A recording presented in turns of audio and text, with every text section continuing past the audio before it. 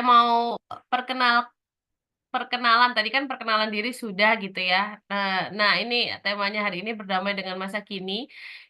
Mungkin di sini juga ada yang umum gitu ya. Mungkin belum tahu juga apa siapa sih penyelenggara Zoom siang hari ini gitu ya. Jadi penyelenggaranya adalah Yayasan Kita Bhinneka Tunggal Ika, di mana Kita Bhinneka itu adalah organisasi masyarakat sipil yang bergerak di bidang pendidikan perdamaian dan anti kekerasan. Dan sampai dengan 2025 sudah ada 7.500 penerima manfaat dan program utama kami adalah Guardian of Peace dan sekarang sudah sampai di alumninya 9 angkatan dan kurang lebih ada sudah lebih dari 100 orang yang bergabung gitu ya.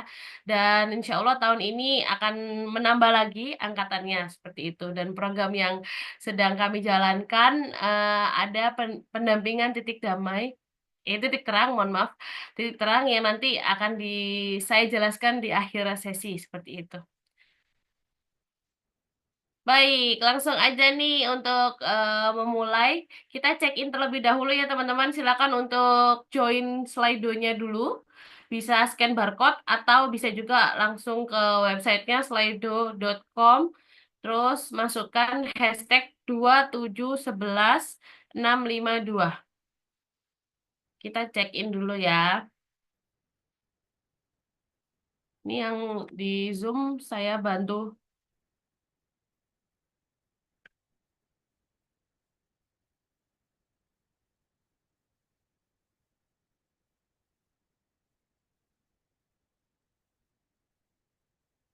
Oh iya, sudah dibantu sama Kak Teri. Silakan untuk klik slide-nya dulu. Langsung kalau sudah, langsung bisa dijawab ya teman-teman. Apa yang terasa berbeda saat berada di bulan Ramadan? Teman-teman bisa jawab langsung di slide. Ada yang kesulitan untuk join slide-nya? Kalau ada, bisa tulis di kolom chat, nanti biar saya bantu untuk memasukkan.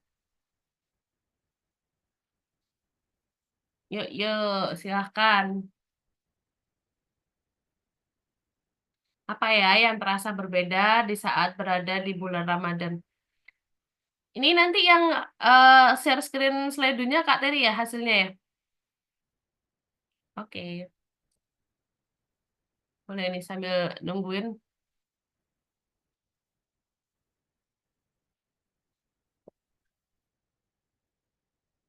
Yuk, yuk. Apakah sudah ada yang jawab? Oh, di sini sudah ada yang jawab nih. Suasana hati kayak lebih rapuh, dikit-dikit nangis, entah kenapa. Wah, jadi mudah terharu gitu ya, teman-teman. Siapa nih yang menulis? Masih Anonymous.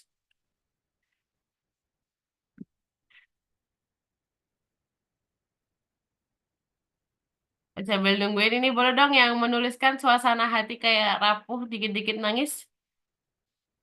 Siapa yang menuliskan? Ini yang nulis online atau offline? Yang join online atau offline? Online nih, online. Offline. Gimana sih? Online. Oh, Kak Sinta. Iya. Silakan, Kak. Boleh Apa? diceritain suasana Oh, hati ya apa? oh, enggak sih ya, cuman apa yang terasa berbeda ya menurut aku nggak tahu ya. Menurutku suasana hatinya kayak kayak kayak berbeda. Lebih sadu mungkin ya, atau mudah terharu gitu ya. Biasanya terharunya kenapa, Kak? Terharunya tuh kalau keinget lebih bukan terharu sih, lebih keinget em, dosa-dosa masa lalu gitu kayak kok aku ngelakuin Oh, ini sih oke. kayak Jadi gitu-gitu. lebih mudah mengingat dosa dan muhasabah mungkin gitu ya, Kak ya. Iya, kayak diampunin nggak ya, kayak gitu-gitu. Kayak Oke. terlalu gede gitu dosanya. Oh, ya Allah, manusia ya, Kak, manusiawi itu, Kak. Oke, baik. Terima kasih ceritanya, Kak Cinta. Yang lainnya? Boleh, boleh.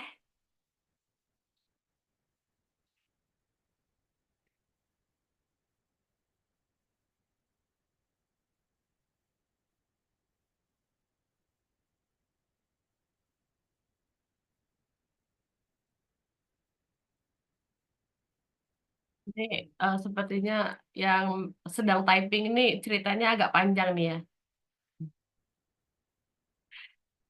Mungkin boleh share sambil ngebayangin bulan Ramadan tahun lalu itu seperti apa, terus bulan Ramadan tahun ini seperti apa. Mungkin ada momen-momen yang dinotis gitu ya.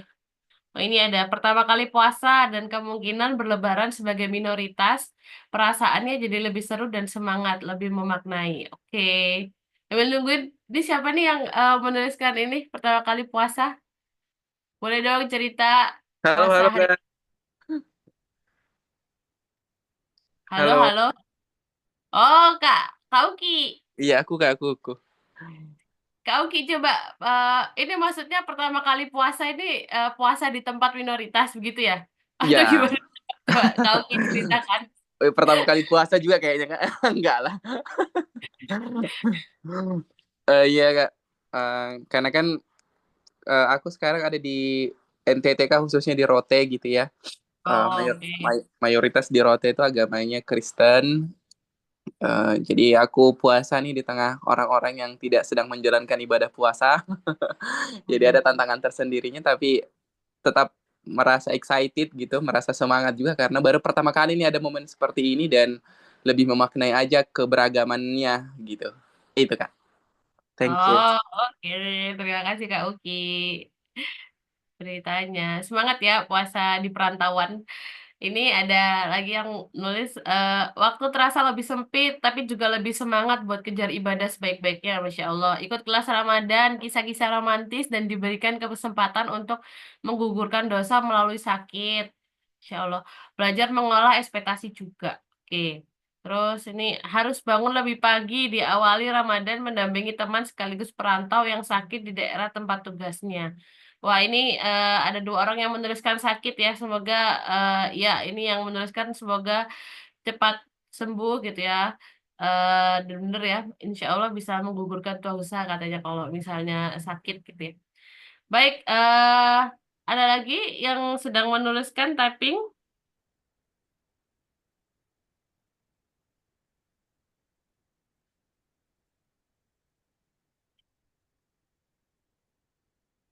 Boleh, boleh. Sepertinya tidak ada lagi. Atau ada yang mau sharing langsung cerita apa yang terasa berbeda saat berada di bulan Ramadan?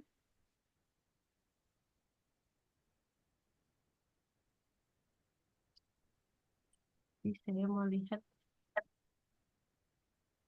Ada. Mau cerita. Touring masjid bareng ibu. Siapa nih yang lagi ini yang menuliskan touring masjid bareng ibu yang berbeda Lebaran tahun ini? Boleh dong cerita. Halo Kak, Kak Nurul ya? suaraku ada nggak Kak? Dengar. Boleh dong Kak cerita gimana nih? Ini baru pertama kali berarti di Ramadan kali ini touring sama ibu.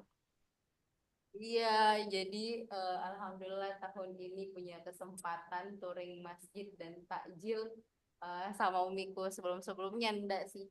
Jadi baru-baru ini tuh pun sebenarnya by accident sih. Jadi hari itu umiku lagi bertengkar sama abiku terus dia bilang, umiku bilang, ya udah mulai sekarang saya enggak masak ya, saya takjil saja di luar. Ujung-ujungnya jadi touring deh. Gitu sih Oh, Kak. I see. Ini touringnya sekali aja atau hampir tiap hari selama 15 hari puasa? Awal-awalnya setiap hari sih Kak, cuman kayak aku juga punya dunia lain gitu ya, jadi tuh buat selang-seling kayak Senin, Selasa sama Oh. kayak gitu. Tapi Sabtu Ahad sama teman, sisanya sama ibu. Gitu sih Kak.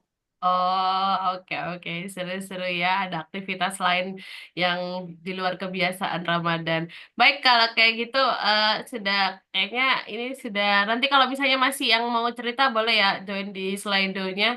Terus tuliskan aja ceritanya. Kalau gitu ini kita langsung aja. Kak Teri udah siap untuk bawain sesinya?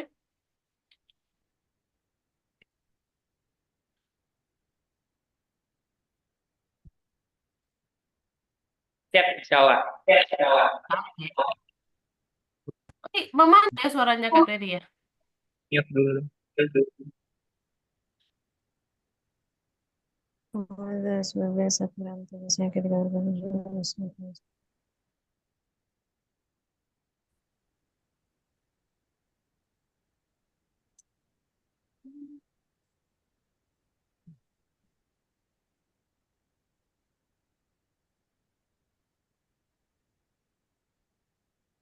Halo?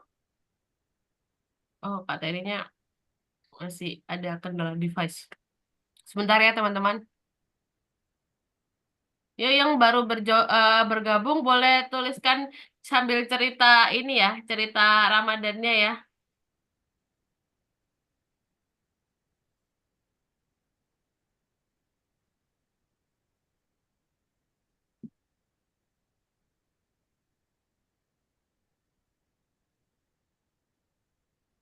Gimana gimana pengalaman Ramadan tahun ini? Saya Kak,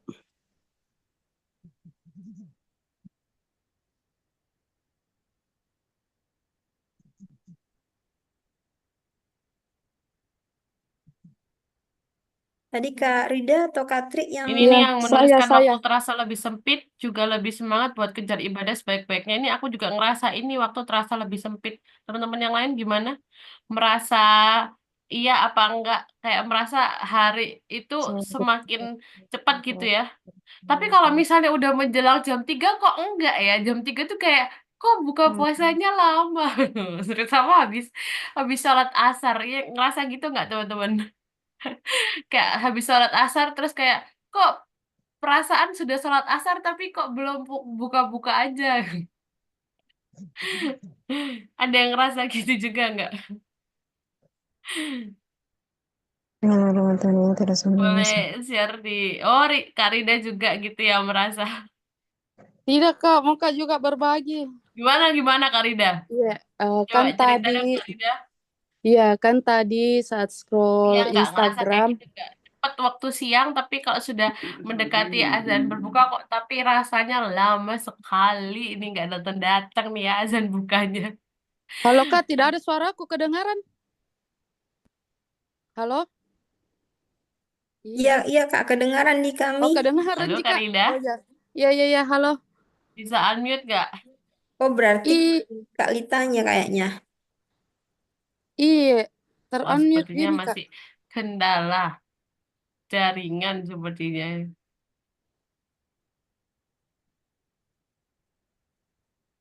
Di Sebentar sini ya teman-teman ini sambil nungguin Kita Kak udah Teri kedengaran suara saya? ya, lanjut cerita-cerita aja dulu. bentar, kayaknya audio Kalita Kak yang bermasalah deh. Nanti ini suara saya udah kedengaran?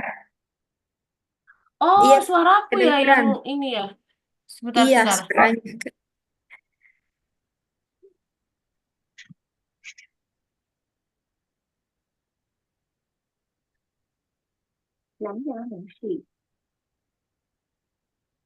Halo, halo. Iya, Kalita, kedengaran suara kami? Oh, kedengeran suara Oh dan iya. saya ini yang bermasalah tertukar. Jadi kedengaran nih suaraku Kalita. Dengar. Boleh Kak Rida diceritakan? Oh, oh syukur Mi. Nah, tadi toh Kak pas Kak scroll Instagram, kulihat ada satu video tentang kompilasi beberapa orang yang pulang dari rantau. Terus kulihat mereka dipeluk sama orang tuanya, orang rumahnya yang kayak itu orang rumah kayak antusias sekali, lompat-lompat peluk ini anaknya, entah anaknya atau keluarganya yang pulang kampung kembali. Terus kayak terharu juga Kak, kayak bisanya dia ada orang yang se excited itu dengan kehadiran tak. Maksudku apakah hanya orang tua tak, keluarga tak yang se-excited itu. Terus kuingat pernah ada muridku bilang kayaknya bukan, dia bilang ustazah saya itu kalau dipelukannya mamaku kayak semua masalahku hilang ki dan nyaman sekali tuh pelukannya mamaku. Terus setelah itu ku swipe, kulihat storynya salah satu teman yang sedang buka puasa bareng sama orang tua murid.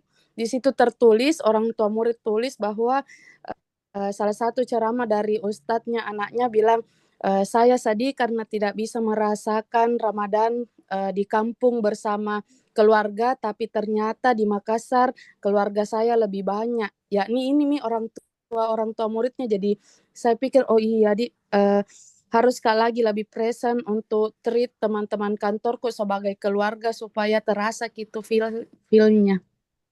Itu Jessica. Oke. Hai, terima kasih ceritanya Kak Rida. Ini langsung menghangatkan hati ya ceritanya Kak Rida ya. Jadi eh, Ramadan tuh lekat hubungannya juga dengan berhubungan dengan ini ya, kita dengan manusia juga gitu ya. Oke, kalau gitu ini Kak Teri sepertinya sudah ready ya. Ya, Boleh. udah Kak Teri. kedengaran suara saya? Dengar Kak. Oke. Bismillahirrahmanirrahim. Assalamualaikum warahmatullahi wabarakatuh. Waalaikumsalam. Teman-teman di online dan di offline, selamat siang dan selamat yang lagi menjalankan ibadah puasa, selamat menjalankan ibadah puasa. Nah, kalau teman-teman beberapa mungkin yang hadir di pertemuan kita sebelumnya yang jelang Ramadan, ngaji damai jelang Ramadan, kita tuh diskusi tentang bagaimana berdamai dengan takdir. Nah, untuk di Ramadan ini kita mau diskusikan tentang salah satu item kita akan detailkan, yaitu berdamai dengan masa kini. Saya mau putarkan sebuah video, tolong diputarkan. Seem a little bit awkward. Master Tigress, didn't mean to wake you, just, You don't belong here. yeah, of course. This is your room. I mean, you don't belong in the Jade Palace. You're a disgrace to Kung Fu, and if you have any respect for who we are and what we do, you will be gone by morning.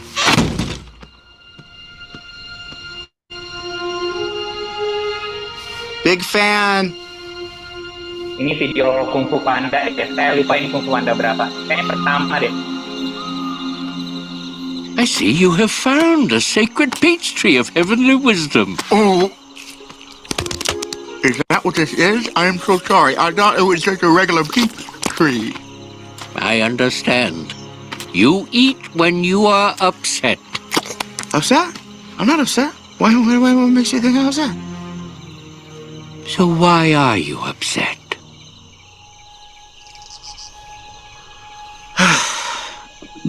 I probably sucked more today than anyone in the history of Kung Fu, in the history of China, in the history of sucking. Probably. And the 5, man, you should have seen them. They totally hate me. Totally. How's Shifu ever gonna turn me into the Dragon Warrior? I mean, I'm not like the 5. I've got no claws, no wings, no venom. Even Mantis has those thingies. Maybe I should just quit and go back to making noodles. Quit, don't quit. Noodles, don't noodles. You are too concerned with what was and what will be. There's a saying, yesterday is history. Tomorrow is a mystery, but today is a gift. That is why it is called the present.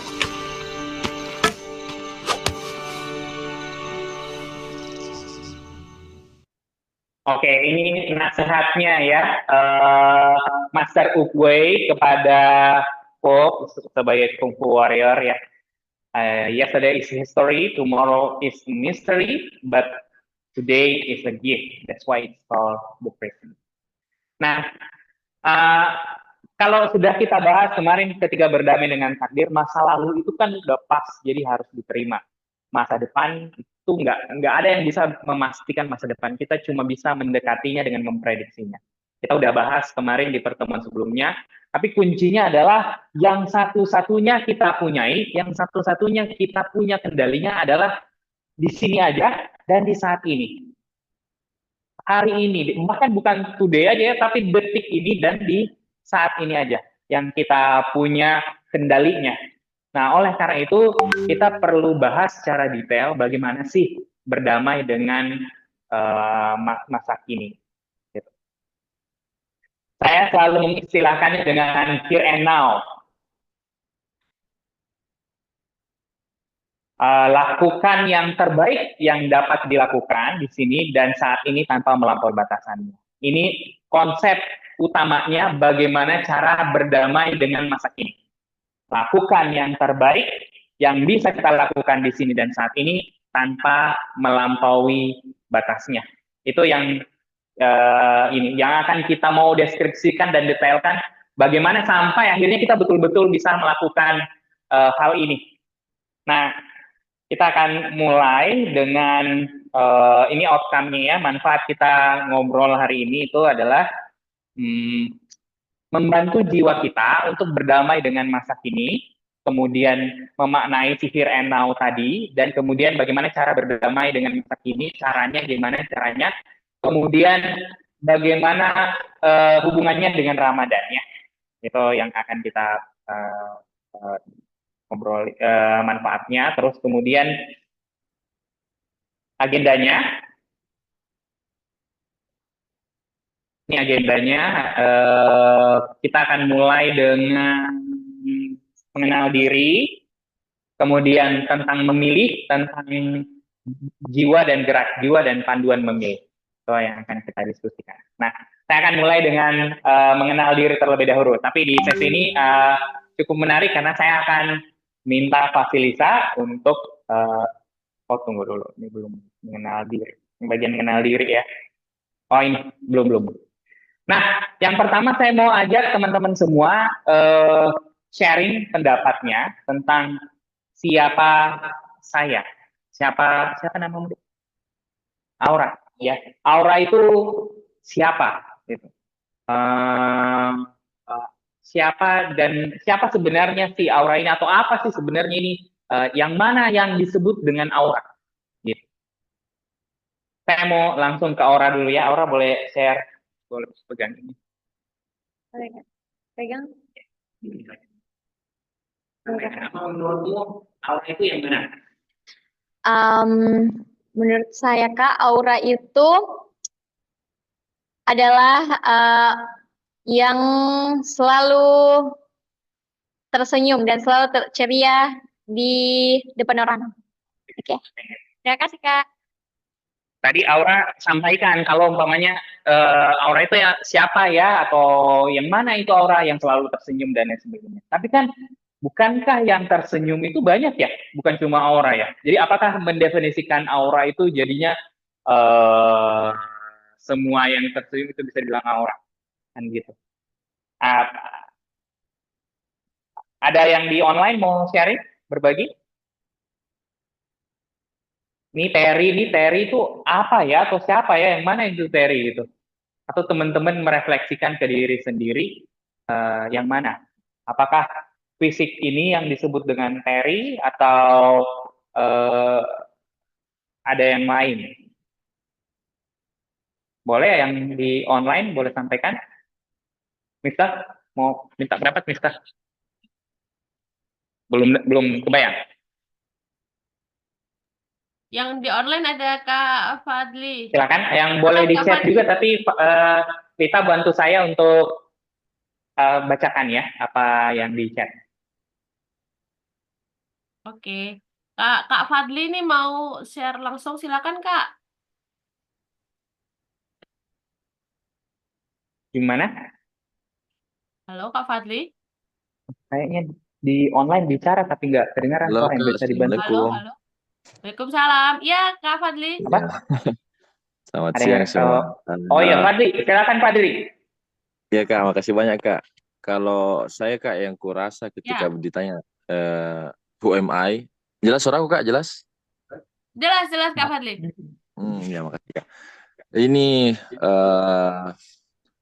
Fadli ini adalah sebuah proses rumit yang selalu mencari. Jadi dia tidak berada pada satu finish. Oh sebentar Kak Fadli sebentar. Ini Ya, Kak Terry kurang kedengeran. Kak Ter, bisa denger nggak suaranya? Halo Kak Ter. Halo. Halo. Apakah iya, sudah? Halo, iya. Halo. Tes. Kak Ter. Halo Kak. Bisa dengar suaraku nggak? Halo. Halo Kak.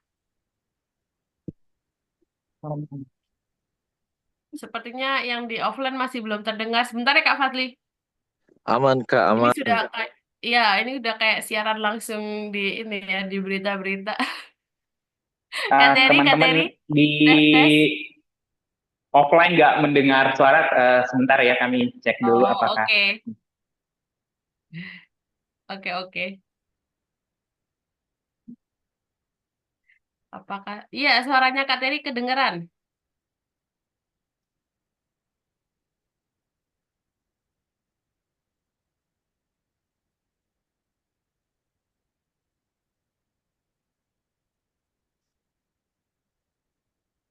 Halo? Tes, tes, cek, cek. Kasih nyala audionya itu. Halo, halo, Kenapa? cek, cek. Sebentar pemirsa, sepertinya ada gangguan sinyal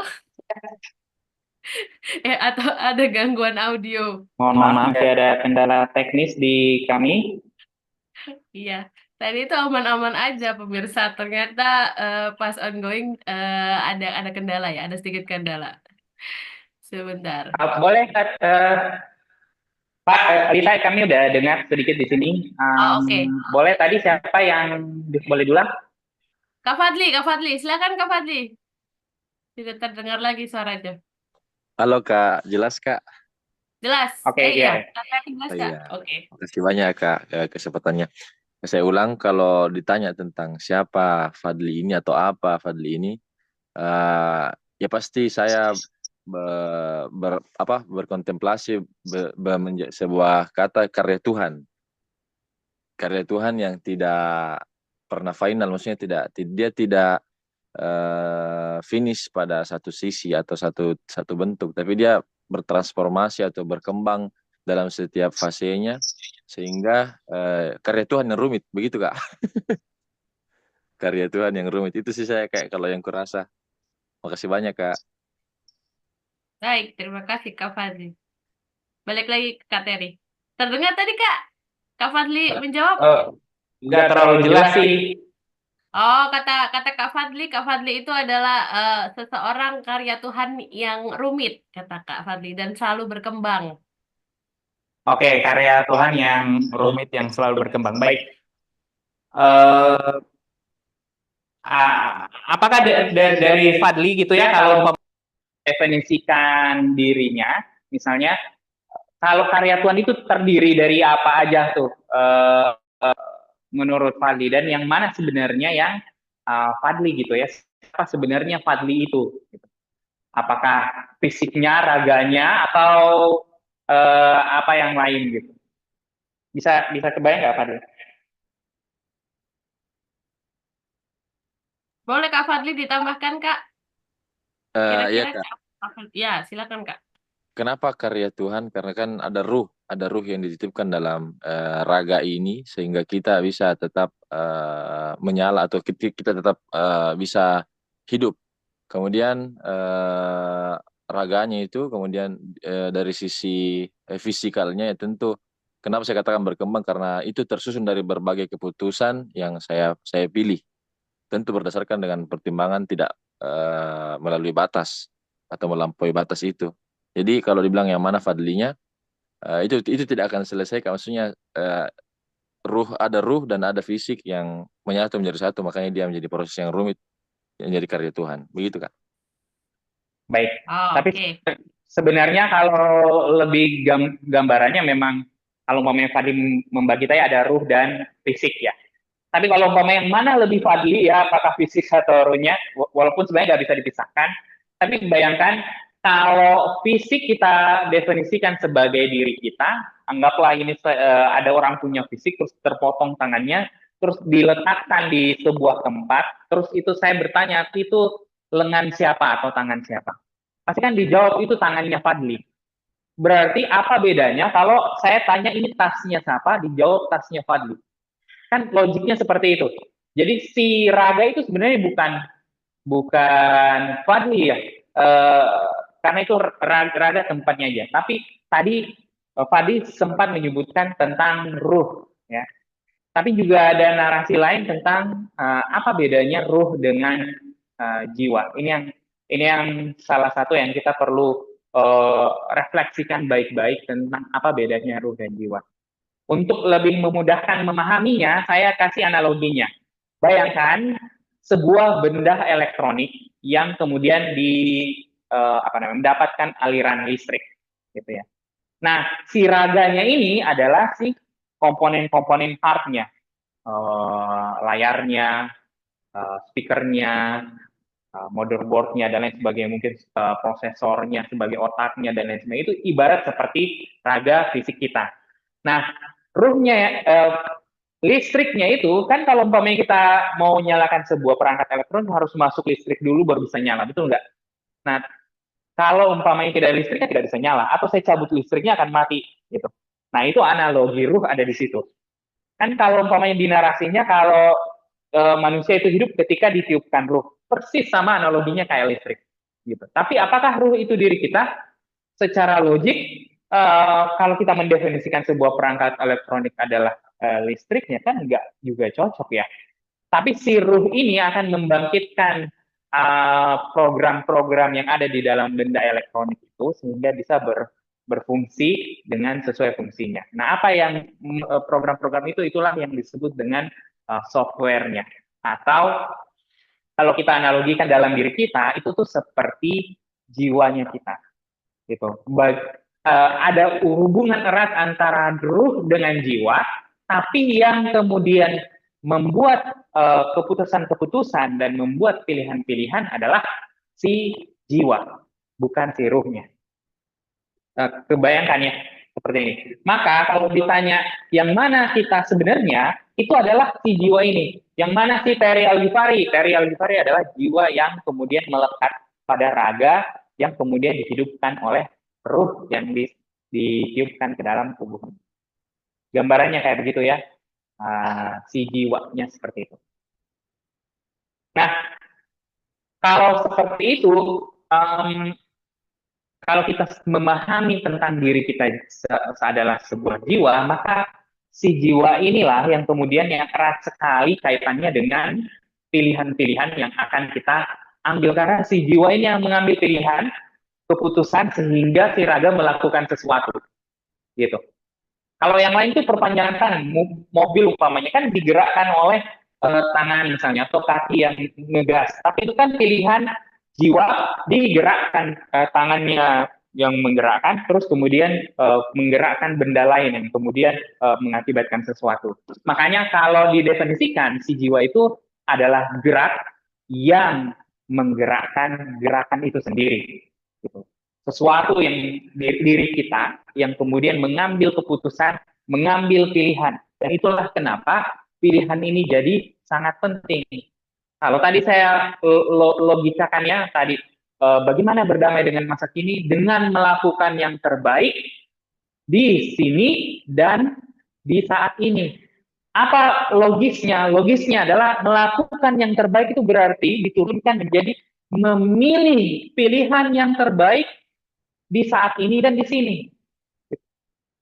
Karena rangkaian kehidupan kita adalah rangkaian pilihan keputusan yang diambil oleh jiwa. Seperti itu. Nah, ini kita baru masuk ke tentang memilih. Nah, untuk memilih, saya mau minta Pak Silisa untuk menceritakan sebuah cerita tentang dua serigala yang ada di dalam diri kita. Saya silakan Pak Silisa.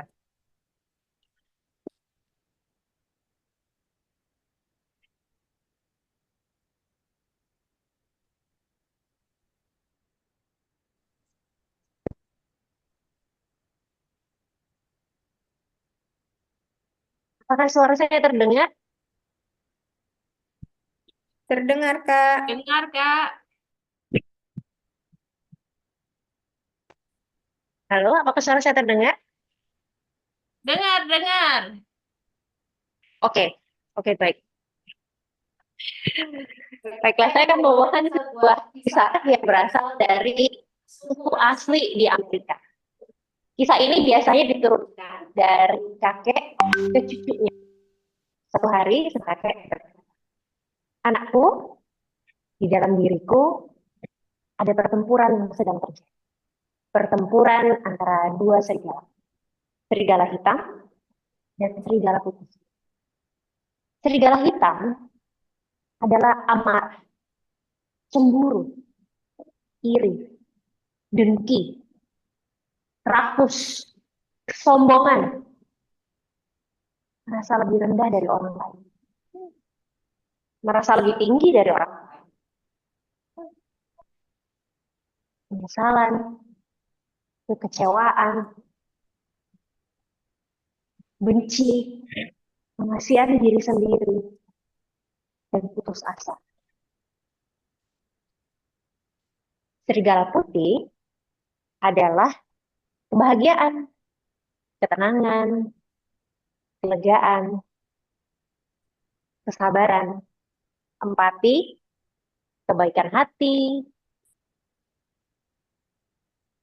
berkecukupan, merasa cukup, jujur, cinta, kasih sayang, welas asih, dan harapan. Pertempuran itu terjadi di dalam diri Tuhan, tapi juga terjadi di dalam dirimu, di dalam diri setiap laki-laki dan perempuan yang ada di dunia. Kemudian cucu itu berpikir dan bertanya kembali, jadi kakek, serigala mana yang menang? Kakeknya menjawab, serigala yang diberi makan. Demikian kisah singkat tentang dua serigala yang selalu ada di dalam diri. Sekarang pertanyaannya, serigala mana yang teman-teman beri makan saat ini? Saya kembalikan lagi ke Terry.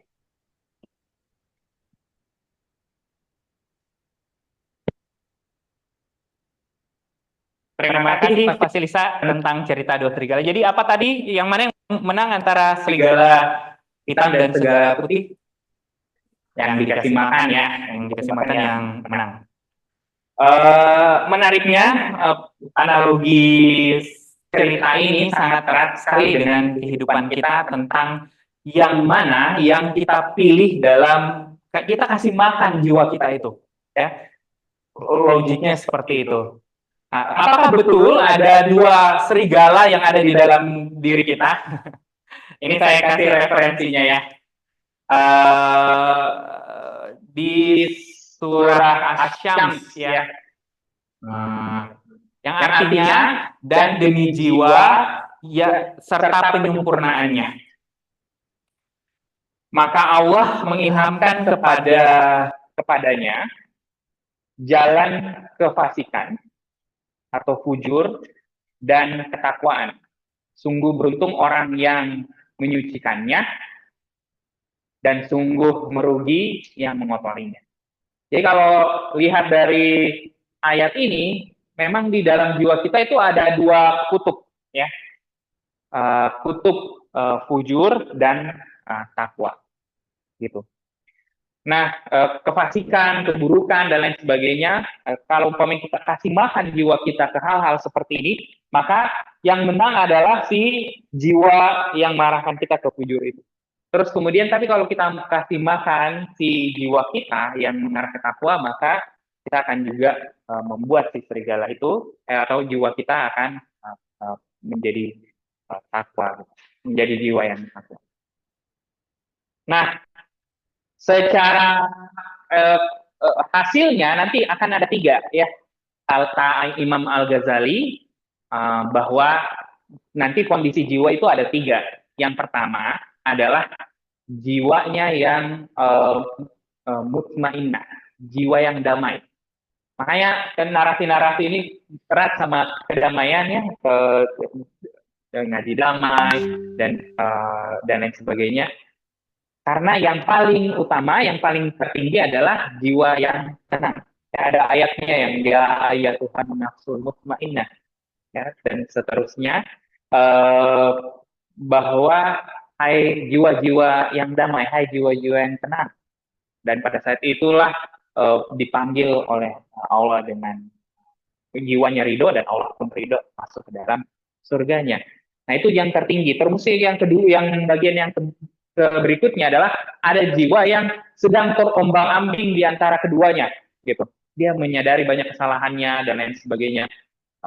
tapi dia juga melakukan ketaatan, tapi terombang-ambing, dan di kondisi seperti ini dia berusaha untuk ke arah yang ke mutmainnah, atau bisa terpeleset ke kondisi jiwa yang terakhir, yaitu jiwa yang betul-betul udah tenggelam atau terjerembab ke dalam fujur tadi itu. Nah, untuk mendalami ini, bagaimana caranya kita mendekati si jiwa yang mutmainnah, penting kita aware tentang jiwa, ya. Apakah betul di dalam jiwa kita cuma ada 2 bagian? Nah, ini saya mau kasih ya beberapa. Ternyata jiwa kita itu ada bagian-bagiannya, atau ada kategori-kategorinya bagaimana dia bekerja, gitu. Nah, yang pertama itu disebut dengan epitomia. Ini referensinya, ini pakai filsuf ya. Ini filsuf namanya Platon. Plato, atau biasa disebut juga dengan Plato. Plato bilang jiwa manusia itu terbagi menjadi 3. Satu bagian jiwa, gerak jiwa itu yang mengendalikan bagian diafragma ke bawah, termasuk perut, kelamin, dan lain sebagainya. Satu bagian ini disebut dengan epitomea. Terus kemudian ada bagian gerak jiwa lagi yang mengatur di antara diafragma ke atas sampai dengan leher. Itu yang namanya tumos. Dan yang terakhir, leher ke atas, itu namanya logistikon. Kalau bagian-bagian jiwa ini berhubungan erat dengan raga atau fisik yang ada di sekitar itu. Misalnya epitomea berarti itu hubungannya dengan makan, seksual, hal-hal yang berhubungan dengan pleasure, gitu. Terus kemudian tumos itu karena letaknya di bagian dada kita kan ada paru-paru ya, itu erat kaitannya dengan perasaan. Karena kalau kita marah itu kan itu nafas ya, nafas itu kan letaknya di paru-paru. Atau kalau kita lagi sakit hati sama seseorang, entah kenapa kayak dadanya kayak dinyesek gitu, ada yang tusuk, gitu, seperti itu. Nah, kemudian si bagian paling atas, si logistikon itu mengendalikan fungsi akal manusia. Itu jiwa mengendalikan fungsi akal. Kata Platon, epitomea dan tumos ini seperti ibarat kuda putih dan kuda hitam, gitu. Dan si logistikon adalah pengendara kereta kuda ini, gitu. Nah, apa maksudnya? Kalau dan ini yang perlu dipahami ya, jiwa ini saling mempengaruhi. Saya kayak begini, epitomeanya kan tadi mengendalikan sini ya. Terus kemudian dia bisa membesar. Membesar kalau apa? Kita kasih makan. Apa maksud dikasih makan? Dikasih semua yang dia inginkan, yang berhubungan dengan perut, kelamin, pleasure, dan lain sebagainya, itu dikasih makan terus jiwa kita. Kita memilih untuk memberikan makan itu. Maka ketika dia dikasih makan, dia akan membesar. Bukan hanya fisiknya membesar, tapi juga jiwanya membesar. Ketika dia membesar, dia akan menekan jiwa yang lain.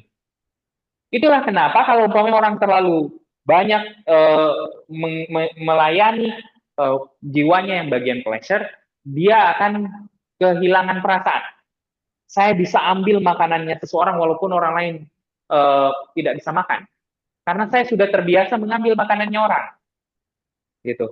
Atau umpamanya dia terlalu banyak membesarkan ininya, dia menekan si logistikonnya. Jadi dia tidak berpikir lagi terhadap apa yang dirasakan orang lain, apa yang akan terjadi jika dia mengambil semua hal itu, gitu. Nah, begitu juga tumos. Pernah enggak kalian lihat ada kasus supporter sepak bola saking cintanya sama klub sepak bolanya, dia bisa bahkan membunuh supporter lawannya. Bahkan disaksikan di kamera satu orang supporter lawan, entah kenapa dia bisa terjebak di kerumunan supporter tim, terus dipukul, ditendang, dan lain sebagainya sampai meninggal dunia. Bayangkan apa yang ada di pikirannya, kan ya orang itu bisanya dia melakukan seperti itu. Gimana pikirannya? Itu tidak ada pikirannya. Kenapa? Karena dia kasih makan jiwa tumosnya sehingga dia membesar dan akhirnya mengecilkan fungsi logistikonnya. Saya kasih contoh lain, orang jatuh cinta, orang pacaran dan lain sebagainya, yang kemudian kayak dia sudah mabuk ya dengan cintanya, sehingga dia tidak logis lagi. Ini tuh kalau dilanjutkan pasti akan terus merusak dirinya dan pasangannya. Tapi tetap dia lanjutkan. Kenapa? Karena tumosnya udah terlalu banyak dikasih makan yang berhubungan dengan perasaan dan berhubungan dengan hal seperti itu. Itu gambarannya. Nah, kalau kata Platon, kalau dua kuda ini tidak berimbang, tidak seimbang, maka dia bisa terjungkal. Nah, kalau kata Platon, yang fungsi untuk mengendalikannya adalah si logistikon. Logistikon harus punya kendali mengendalikan si dua jiwa ini. Tapi kalau narasinya, teorinya Platon ini kita terapkan, bukankah banyak sekali orang yang tanda kutip punya intelektual tinggi, gitu ya, tapi ternyata dia tidak bisa mengendalikan si tumos dan epitomeanya. Orang korupsi kan epitomea yang dibesarkan, atau orang yang mempertahankan jabatannya, udah berkuasa terus mau mempertahankan kekuasaannya, bahkan sampai mau seumur hidup berkuasa.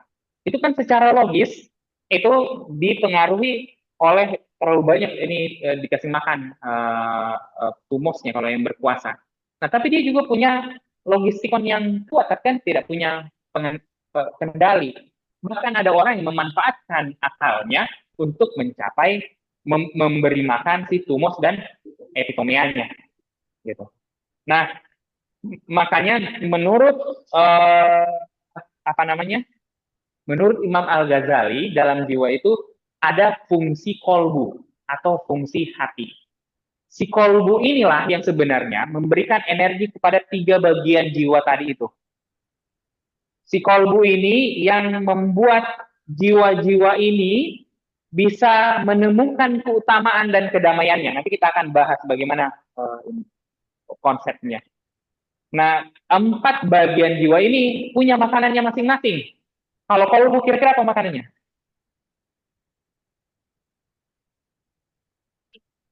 Imannya. Iya, aktivitas rutinitas ibadah itu bagian dari kasih makan kolbu.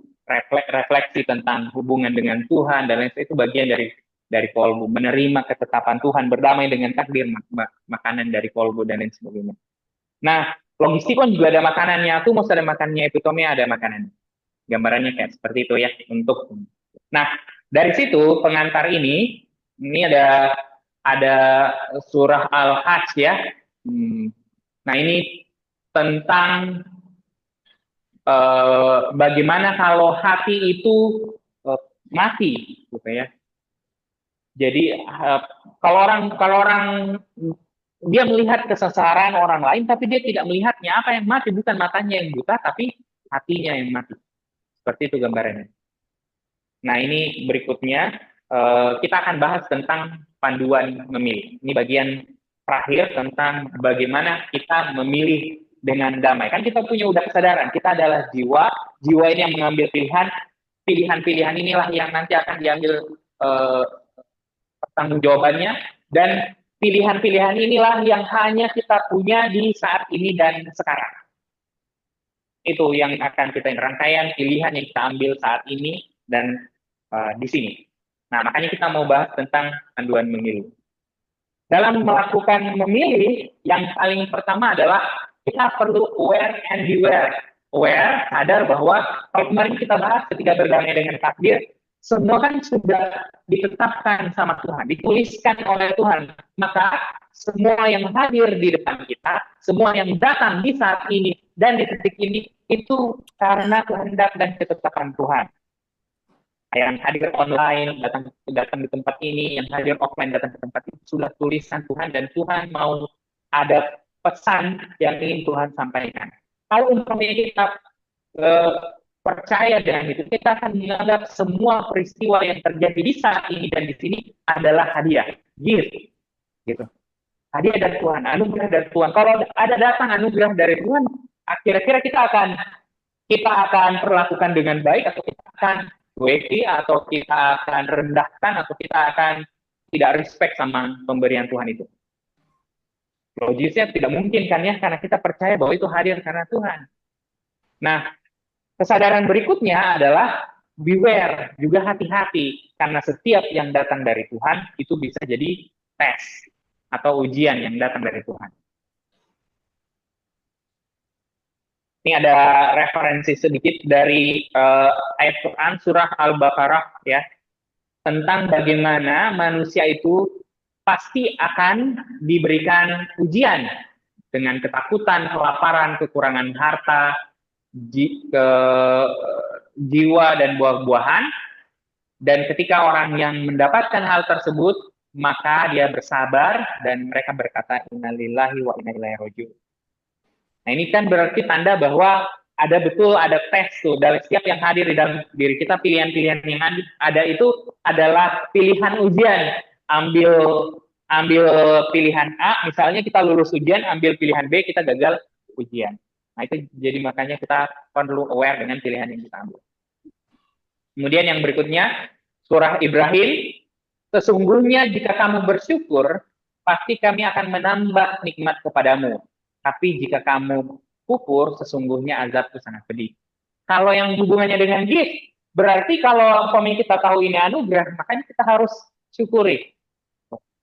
Nah, kalau logisnya berarti kumpulannya ini dirangkum oleh hadis yang sangat indah dari Rasulullah SAW yang mengatakan, sungguh menakjubkan urusan seorang mukmin. Sesungguhnya semua urusannya adalah baik.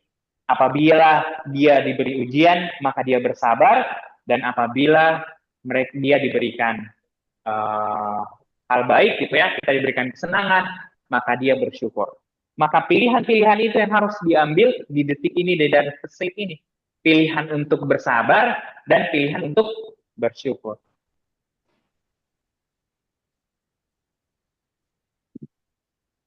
Kedua, niat.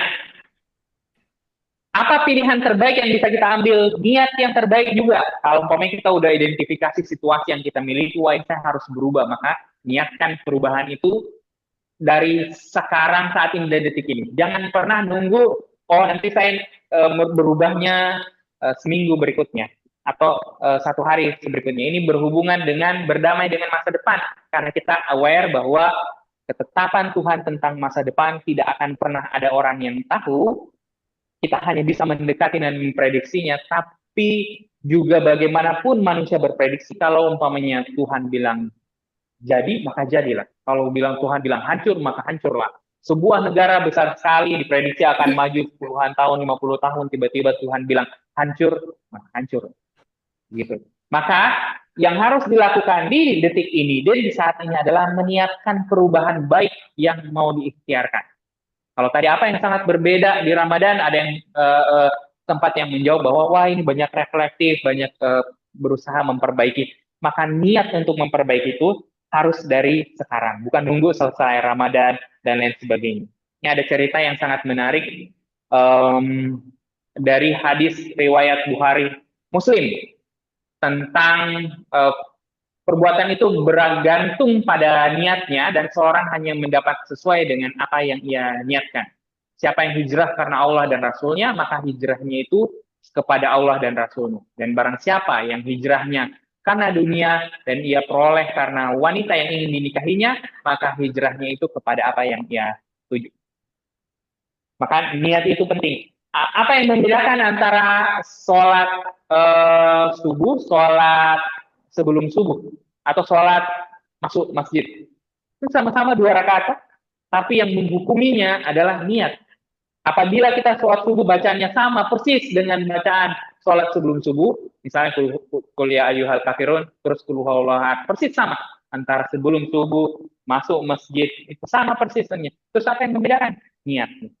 Maka Tuhan menghukumi niat. Maka ketika kita melakukan pilihan terbaik adalah berniatlah mulai dari sekarang dan di saat ini dan saat ini. Ini cerita yang sangat menarik tentang seorang pembunuh ya, dia membunuh 99 jiwa. Terus kemudian dia konsultasi sama ulama, dia cari ulama bagaimana cara menyelamatkan dirinya. Terus ulamanya ketemu, terus ulamanya sampaikan bilang kayaknya kamu tidak bisa lagi ditolong. Maka dia bunuh si ulamanya, jadi genaplah 100 orang yang dia bunuh. Kemudian dia mencari, dia tidak putus asa, dia cari lagi, dan akhirnya dia ketemu seseorang, dan ketika dia ketemu orang itu, dia diminta untuk bertaubat dan hijrah, ya pindah ke satu tempat. Gitu. Maka dia berpindah ke tempat tersebut, tapi di pertengahan jalan dia meninggal dunia. Nah, ketika dia meninggal dunia, ada malaikat yang berada di situ berdebat. Ini bagaimana malaikatnya? Apakah mau dibawa ke apakah dia dihitung taubatnya atau tidak gitu? Si orang malaikat ini bilang dia datang dalam keadaan bertobat dengan menghadapkan hatinya kepada Allah. Sedangkan malaikat yang satu, orang ini belum pernah melakukan kebaikan sedikit pun. Berarti memang belum melakukan kebaikan sedikit pun, dia niat pindah gitu. Tapi ketika diukur jaraknya, ternyata jaraknya lebih 1 langkah gitu ya. Bayangkan, jadi niatnya ini, jadi penyelamatnya, responsnya itu hanya lebih 1 langkah, 1 aja, tapi dihitung selamat. Bayangkan. Tapi bayangkan kalau dia tidak melakukan niatnya hari ini dan di saat ini. Dia mundur aja sedikit, menunda saja sedikit, mungkin dia akan kehilangan 1 langkah itu. Dia berada di kurang dari langkahnya. Dan bayangkan apa yang akan terjadi sama dia. Makanya the power of niat itu jadi sangat penting untuk kita ikhtiarkan di saat ini dan di sini. Nah, ini yang penting. Yang ketiga, panduan untuk berdamai dengan masa kini. Selalu memastikan jiwa kita itu adil, ya, seimbang, tidak berlebihan, tidak melampaui batas, atau kita berada di moderate, tengah-tengah, gitu. Ketika tadi saya sampaikan ada bagian-bagian jiwa, ada epitomia, tumos dan lain sebagainya, itu bukan berarti si epitomia ini nggak boleh dikasih makan. Kalau nggak dikasih makan juga ekstrim kanan, nggak boleh dikasih makan. Ada sahabat Rasulullah berkomitmen seperti ini. Saya tidak akan mau seumur hidup menikah, berhubungan badan, gitu. Terus kemudian ada lagi yang bilang, saya mau puasa seumur hidup. Kalau puasa kan seumur hidup tidak makan, kan dilatih, tumosnya juga, epitomianya juga dilatih. Tapi ternyata dikonsultasikan hal itu melampaui batas, berlebih-lebihan, dan itu ditegur, dan tidak boleh orang berpuasa seumur hidup. Gitu. Berpuasa seumur hidup. Nah, terus yang tadi juga yang ditegur, yang ada istrinya tapi dia tidak mau lagi dia tidak mau berhubungan badan apa dan lain sebagainya, kan ada hak dari istrinya yang harus disalurkan.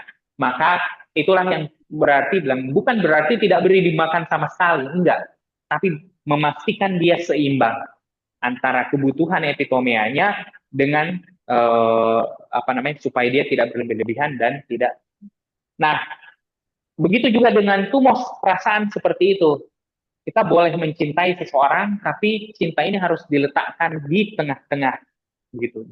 Berada di tengah, dilandaskan sama kecintaan kita sama Tuhan. Karena ada orang yang kemudian bahkan sampai kehilangan akalnya, kewarasannya karena dia mencintai seseorang, terus kemudian diambil sama Tuhan, seperti itu. Maka logisnya seperti itu. Bahkan ini nggak diambil dalam konteks meninggal dunia, bahkan misalnya diambil sama Tuhan dalam konteks dikasih hilang kebaikan di dalam dirinya, terus dia jadi jahat dan lain sebagainya, dan akhirnya merusak hubungan mereka berdua, mereka seperti itu. Nah, kalau kita berhasil menghadirkan keseimbangan, maka akan ada keutamaan-keutamaan yang akan muncul di dalam diri kita. Kalau di kolbu, dia akan menghasilkan keimanan yang membuahkan ketakwaan.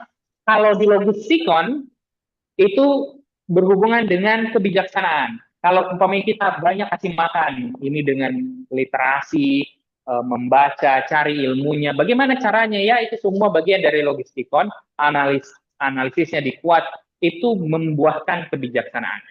Terus kalau umpamanya si tumusnya yang dilatih, si perasaannya yang dibuat adil, dibuat seimbang dan tidak berlebihan, maka dia akan memunculkan sifat keberanian. Keberanian ini didasari oleh rasa cinta. Kalau umpamanya kita mencintai sesuatu tapi dia berbuat buruk terhadap ini, misalnya bapak kita korupsi, apa yang akan kalian lakukan? Tegur, tapi saya tidak berani, gitu kan. Maka kalau kita mencintainya, maka kita harus berani menegurnya, mengingatkannya, gitu. Walaupun responnya adalah kita dibuang jadi anak, misalnya kayak seperti itu. Hal-hal seperti itu mungkin saja terjadi, tapi demi cinta, karena kita ingin mau yang terbaik buat orang tua kita, maka kita akan mengutamakan brave ini ya, keberanian ini. Kalau epitomia, bagaimana cara yang utamanya? Dengan memunculkan ugahari namanya. Ugahari itu kesadaran dalam diri untuk bilang cukup, untuk tidak berlebih-lebihan. Saya punya setempat makanan ini, bayangin ya, dunia itu seperti loyang makanan. Dan kan resources di bumi itu terbatas ya, tanahnya, makanannya, dan lain sebagainya terbatas, seperti loyang makanan. Kalau saya makan, terus kemudian saya berlebihan dan melampaui batas, maka saya akan makan, anggaplah 75% dari loyang ini, sisanya 25%. Kalian berapa orang yang ada di ruang Zoom dan ruang offline ini akan kemudian sisanya. Gitu. Saya makan 75%-nya, kalian sisanya. Adil nggak? Tidak kan ya? Karena ada satu orang yang bisa mengambil akses 75%. Nah itu kenapa? Karena tidak ada pengendalian diri di epitomianya. Dia tidak bisa bilang cukup. Dia selalu bilang never enough, never enough. Saya mau lebih, saya mau lebih, saya mau lebih. Itu gambarannya seperti itu. Kalau di ini kan semua berhubungan sekali dengan puasa ya. Kan juga hari kemampuan untuk menahan diri, untuk memilih, untuk tidak melakukan sesuatu yang kemudian dilarang pada saat puasa, dan lain sebagainya. Termasuk juga dilatih tuh mosnya, bukankah pada saat puasa kita dilatih logistikonnya, dan kemudian buahnya pada modalnya gimana, buahnya kan ketakwaan. Nah ini panduan memilih damai yang ketiga, gitu ya. Teman-teman harus aware, pilihan itu harus sejalan dengan values dan prinsip yang kita yakini. Tapi juga harus membedakan apa bedanya values, apa bedanya prinsip. Itu yang harus diperhatikan. Jadi semua pilihan harus dilandasi oleh nilai-nilai yang kita pegang dan prinsip-prinsip yang kita yakini. Kan kalau nilai apa saja ya, apa saja yang kita anggap baik, benar, indah, dan lain sebagainya. Kejujuran, dan lain sebagainya, itu hal-hal baik yang kita harus pegang. Tapi juga ada dari nilai-nilai itu yang akan bersifat prinsip pada suatu hal. Nah, yang membedakannya antara values dan prinsip, values ini sebenarnya kita bisa, karena seringkali values kita akan bertentangan dengan values-nya orang lain. Berbeda dengan values-nya orang lain. Saya mau cepat, tapi ada yang mau bilang, ya udah kita pelan-pelan, yang penting sampai. Gitu. Tapi saya mau efektif, efisien, cepat ini selesainya. Nah, perbedaan value seperti ini akan menghasilkan konflik dan masalah. Makanya pilihan terbaik kalau umpamanya dia levelnya values, itu adalah stay true to our values, tapi juga aware bahwa kepentingan yang lebih besar itu jadi lebih utama. Kalau values kita bisa terakomodasi dengan kepentingan yang lebih besar, pilih yang itu. Nah, tapi ada beberapa hal yang akan bersifat prinsipil. Apa prinsipil? Ini tuh nggak boleh tidak ada. Kalau di Kitab Bhinneka itu ada prinsip-prinsip perdamaian, salah satunya anti kekerasan. Jadi apapun yang terjadi, pilihan di hadapan kita, saya mendapatkan kekerasan di tempat pekerjaannya saya, maka pilihan terbaik adalah pilihan-pilihan untuk menghindari atau melawan kekerasan itu. Itu dulu. Menghindari dulu pertama, supaya tidak jadi korban kekerasan, terus kemudian melawannya supaya tidak terjadi lagi di tempat pekerjaan itu. Bukan kepada saya, tapi kepada orang-orang yang lain. Karena itu prinsipal. Keadilan, prinsipal. Apalagi truth, kebenaran, itu prinsip.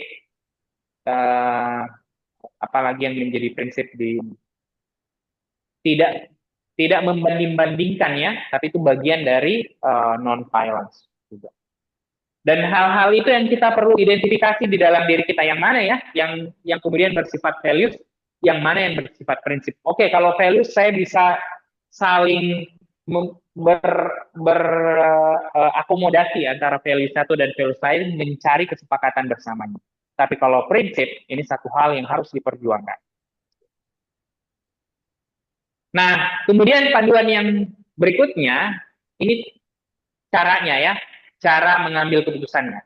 Ketika kita mengambil pilihan yang damai, pilihan yang terbaik, yang pertama, pilih yang legal.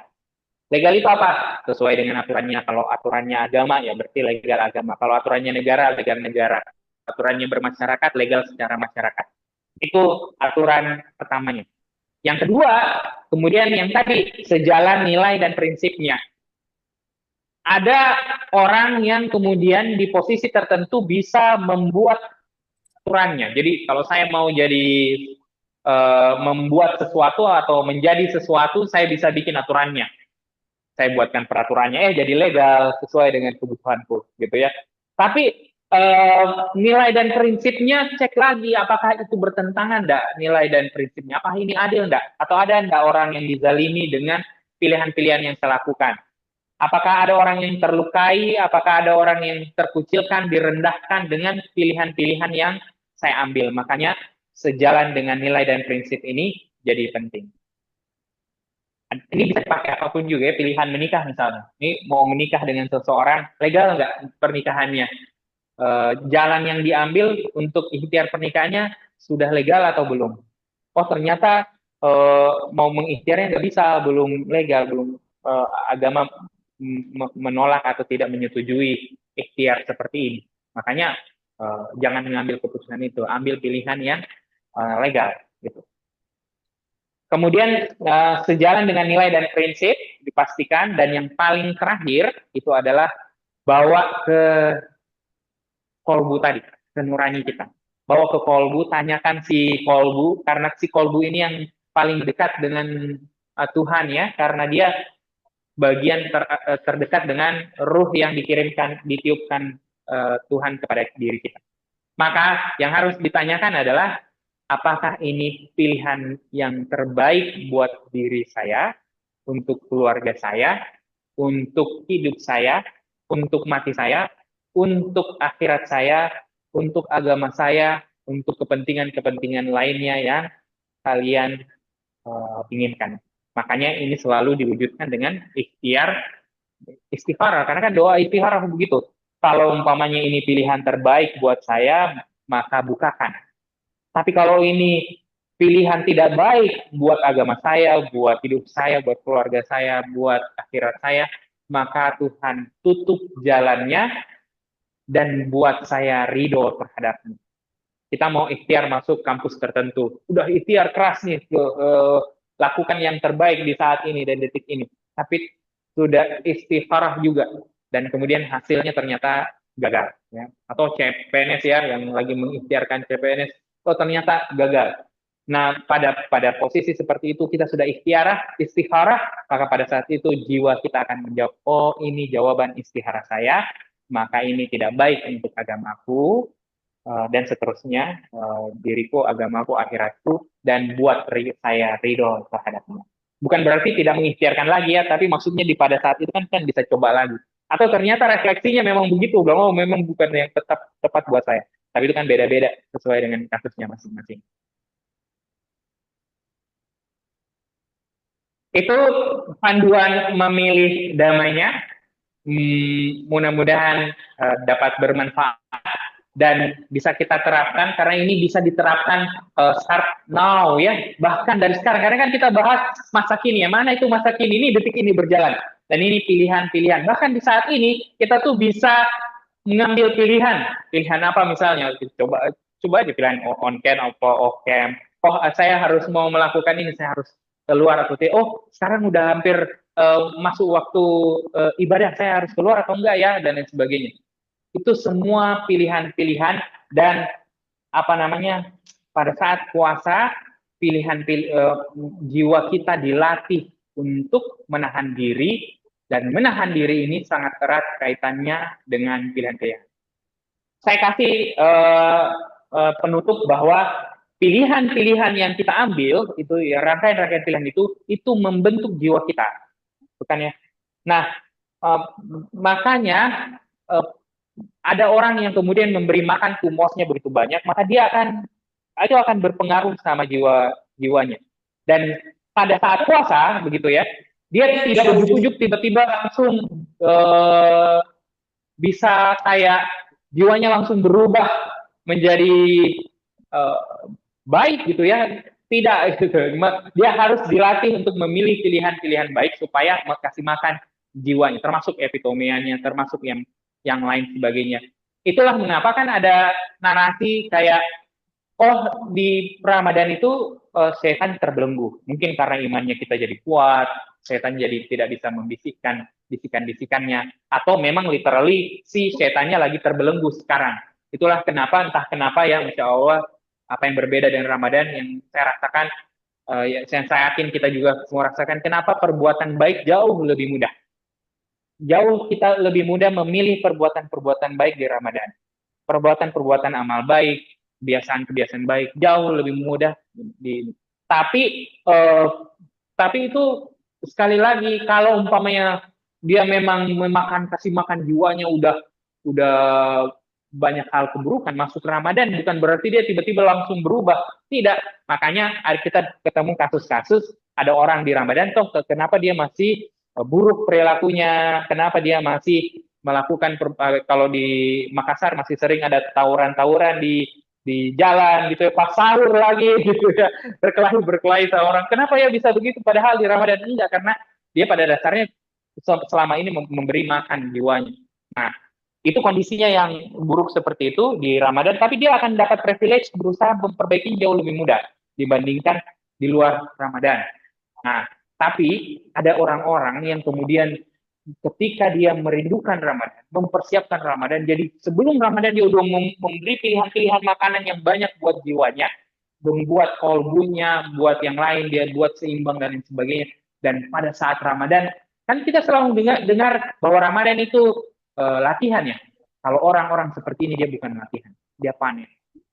Ketika dia masuk di Ramadan, hal-hal yang baik itu yang sudah dilakukan sebelum Ramadan itu multiply, dikali-kalikan lipat.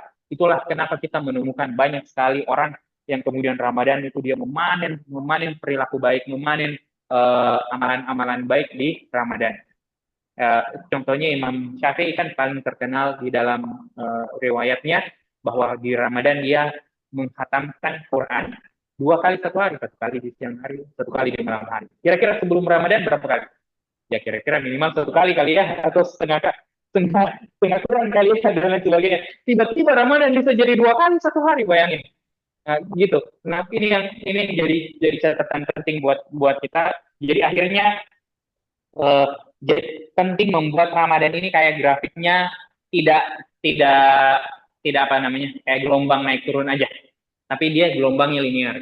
Ramadan ini nanti kita menghadapi luar Ramadan turun-turun lagi gitu ya. Terus nanti dapat, tapi tidak seturun Ramadan sini, terus nanti Ramadan naik lagi gitu. Nanti turun lagi sampai sini, tapi tidak seturun Ramadan sebelumnya. Dan mudah-mudahan tiap Ramadan ini bisa membuat kebaikan buat kita. Demikian dari saya. Boleh kalau ada yang mau nanya online offline boleh disampaikan.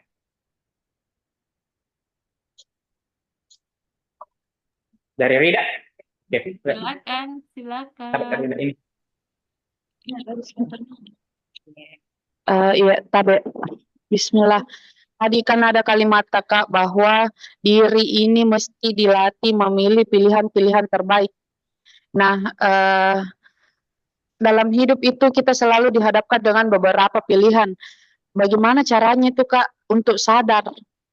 Maksudku untuk here and now. Terlepas dari ini tadi yang kita sampaikan dengan banyaknya tekanan-tekanan atau stres-stres masukku ketika dalam keadaan kerja misalnya disuruh bikin keputusan di mana pada saat itu kondisi suasana tidak memungkinkan untuk berpikir jernih. Bagaimana caranya untuk bisa aware? Itu yang selalu kutanyakan. karena kadang Kak merasa berjalan saja Ji, tapi ngambang begitu Kak, tidak napak. Ya, sama kalau boleh Moka juga dengar dari Kak Vasilisa sebagai ahwat. Iya, makasih. Ini erat sekali hubungannya sama yang tadi yang Rida. Coba bayangkan ya, karena kita sering kasih makan jiwa kita, ada kondisi tertentu misalnya jiwa kita itu jadi tidak lagi memilih. Kita jadi automatic action, automatic response. Kenapa? Karena kita sudah kasih makan. Misalnya gini ya, saya contohkan lagi bangun tidur ya. Kalau umpamanya kita bangun tidur, kan itu ada pilihan bangun atau tetap tidur, gitu ya. Kalau kita kasih pilihan tetap tidur 1 kali, 2 kali, 3 kali, itu kemudian jadi kebiasaan. Dan ketika udah jadi kebiasaan, jadi karakter, jadi sifat, itu jadi susah sekali diubah. Begitu. Susah sekali diubah karena kita terlalu sering kasih makan. Bukan lagi yang pilihan. Jangan membayangkan nanti pilihannya jadi mudah. Ini bangun, tidur ya. Kan pilihannya baik, bangun ya bangun. Tidak begitu. Bangun tengah malam gitu ya, waktu sholat malam gitu. Kan berat sekali. Tapi karena kita akan ada di fase-fase memilih yang mana pilihan yang terbaik. Tapi karena kita selalu kasih makan sesuatu jiwa kita, dan itu akhirnya automatic response. Jadi akhirnya kan beberapa kehidupan kita jalani tidak berdasarkan pilihan, tapi berdasarkan automatic response. Tapi apa itu? Itu buah dari pilihan-pilihan yang dulu pernah kita ambil. Mengembalikan itu semua butuh effort yang besar, begitu. Butuh ekstra tenaga, dan sebenarnya Ramadan membantu itu karena dia jadi entah kenapa jadi privilege tadi. Kita punya willpower, niat yang kuat, willpower untuk bisa melakukan perubahan yang dilakukan. Makanya banyak sekali orang yang merindukan dan menantikan Ramadan karena dia bisa merubah dirinya ketika Ramadan terjadi. Itu. Tapi apakah bisa juga bisa kayak ikhtiarnya dilakukan tapi tidak dilakukan langsung ekstrim. Rida, misalnya kayak saya selalu makan tungosnya saya sehingga apapun yang terjadi saya gampang sekali marah atau gampang sekali panik. Maka yang perlu dilakukan adalah sedikit demi sedikit tidak memberi makan itu. Latihannya apa? Latihannya puasa, latihannya menahan diri, membatasi diri terhadap sesuatu. Banyak hal yang bisa dilakukan. Tapi puasa menjadi kalau umpamanya tidak diberi makan, literally ini makan fisik ya, makan fisik itu membantu jiwa untuk memilih lebih baik, gitu. Kebayang nggak, Rida?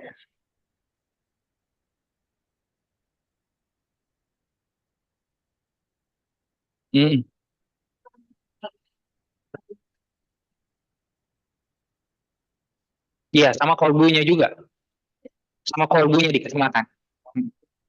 4 tadi ya, 4 bagian atau gerak jiwanya kita. Pas kamu mau nanggapin tadi?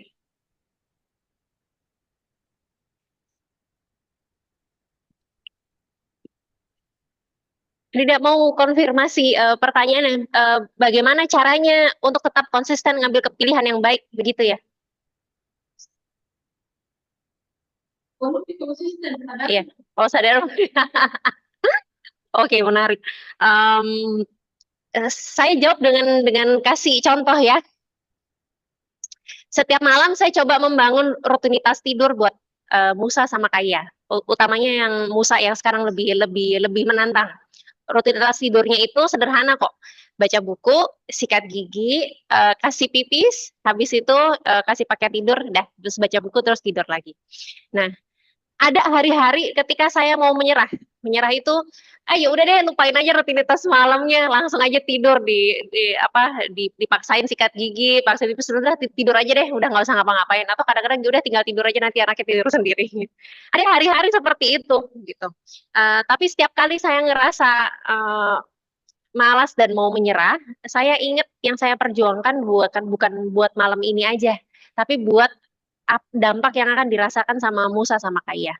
Terus setiap kali saya ngerasa males, saya selalu ingat kan saya yang memilih jadi ibu dan saya sudah berjuang gitu ya untuk dan saya bukan berjuang ya, saya diberikan anugerah untuk akhirnya punya anak, kemudian punya anugerah juga untuk membesarkan dan karena ngerasa bersyukur atas anugerah itu yang membuat saya akhirnya tetap sadar untuk memilih pilihan yang lebih baik. Dan itu juga saya mencoba terapkan di hal-hal yang lainnya. Misalnya kayak tadi, saya susah sekali bangun tidur. Bukan, saya susah sekali bangun setelah subuh.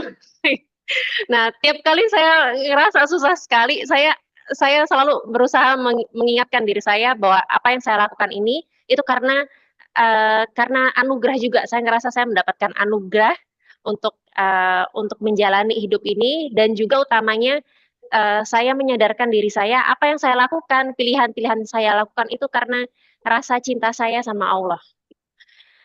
Itu yang berusaha saya lakukan. Terus gimana dong kalau misalnya rasanya males banget luar biasa dan susah sekali ngambil keputusan-keputusan itu ya gitu. Terus sampai rasanya kayaknya iya saya sayang kok sama Allah tapi susah juga ngambil keputusannya gitu.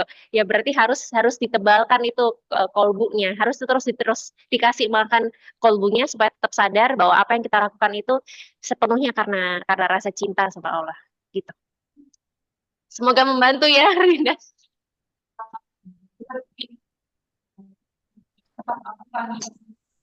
Iya. Baik, ini ada penting yang tadi Kak Lisa bilang tentang kan jiwa dikasih makan ya, dan jiwa itu rutin dikasih makan. Dan penting konsistensi, makanya ada yang narasi di agama kita, kalau umpamanya penting untuk amalan atau perilaku, walaupun kecil tapi dilakukan terus menerus. Ini salah satu refleksi ya, kan kalau tadi kebiasaan baik, pilihan baik yang mau diikhtiarkan. Ini ada pilihan baik, terus nanti ada pilihan-pilihan mau konsisten pilihan itu atau apa namanya berhenti sejenak, maksudnya gara-gara ada sesuatu dan lain sebagainya. Tadi kan beware ada ujian juga dalam yang hadir. Nah, hati-hati sama hal seperti itu, penting sekali untuk konsisten karena ketika satu kali tidak konsisten, maka pada saat itulah peluang berubah perilakunya itu terjadi. Misalnya ini contoh ya, nih teman-teman punya kebiasaan baik misalnya sedekah tiap hari, begitu. Misalnya contoh sedekah tiap hari, walaupun kecil aja tiap hari, gitu ya. Terus tiba-tiba ada satu kejadian, terus kepikiran bilang, ya nggak usah sedekah dulu deh. Di 3 hari ini kan saya ada kebutuhan penting untuk bayar sekolah apa dan lain sebagainya. Jadi seminggu ini nggak usah dulu, begitu. Kalau diikutin, bisa-bisa berikutnya kebiasaan pilihan-pilihan untuk sedekah tiap hari itu akan hilang seterusnya, gitu. Next, ada lagi tadi yang di online ada yang present, boleh? Boleh Kak? Siapa? Silakan Kak Sakinah, Sakinah. silakan. Oh iya, Assalamualaikum warahmatullahi wabarakatuh. Nggak Suara kedengaran suaranya, kedengaran, Kak? boleh dicek dulu. Sebentar Halo? Kak Sakinah. Halo? Oh iya. Iya, sebentar. Halo Kak Halo Lem. Sakinah, boleh Iya Kak, disampaikan? sudah terdengar Kak suaraku? Dengar? Iya. Halo Kak. Ya, silakan. Oh iya, terima kasih Kak atas kesempatannya. Pertanyaan saya ini sambil saya sampaikan kondisi saya ya. Jadi kondisinya itu Kak, saya memutuskan untuk pulang kampung itu eh, atas dasar pilihan yang sudah saya pertimbangkan untuk pulang ke rumah ya. Tapi ketika kita sudah memilih untuk pulang, saya dalam artian sudah memilih pilihan itu tetap saja ada ketakutan. Ketakutan dalam artian saya masih punya mimpi yang lain yang sengaja dikuburkan dan sebagainya. Tapi dalam perjalanannya kita tuh masih sering mengalami ketakutan gitu loh, Kak.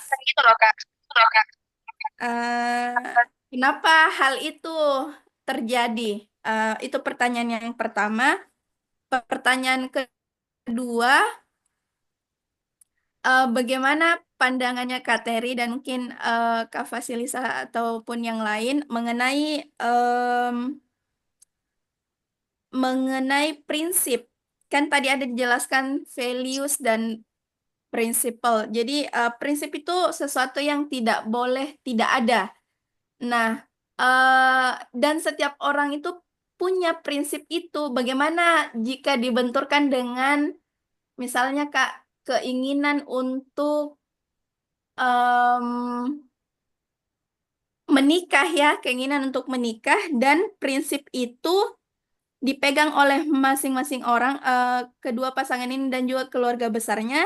Dan sebenarnya prinsip itu ya hal yang baik, tapi justru kadang yang bertentangan dengan kita. Paham enggak ya maksudnya? Jadi bagaimana kita lebih menerima prinsip dari orang lain yang sebenarnya itu baik, itu termasuk value, tapi bukan bagian dari prinsip kita. Baik. Semoga ya. Yang pertama dulu, Sakina. Iya, Kak.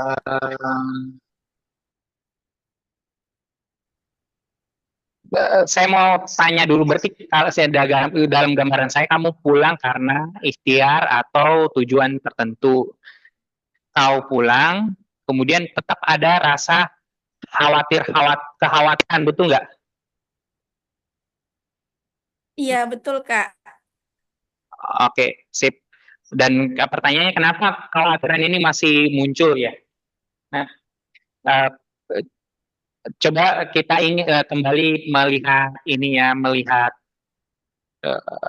inti dari doa istikharah itu. Kalau mudah-mudahan ini sudah diistikharahkan, apapun alasan untuk memilih pulang, misalnya keluarga, kepentingan keluarga, atau ada yang mau diikhtiarkan di tempat di rumah, di tempat pulang, di tempat tujuan pulang itu. Kalau umpamanya ini yang terbaik, ini yang baik buat Sakina misalnya, bukakan jalannya. Kalau bukan yang terbaik, maka buat hatinya ridho. Jadi penting sekali ini narasi ridho ya, tentang ridho. Mungkin kenapa misalnya ada kekhawatiran karena ada pilihan lain yang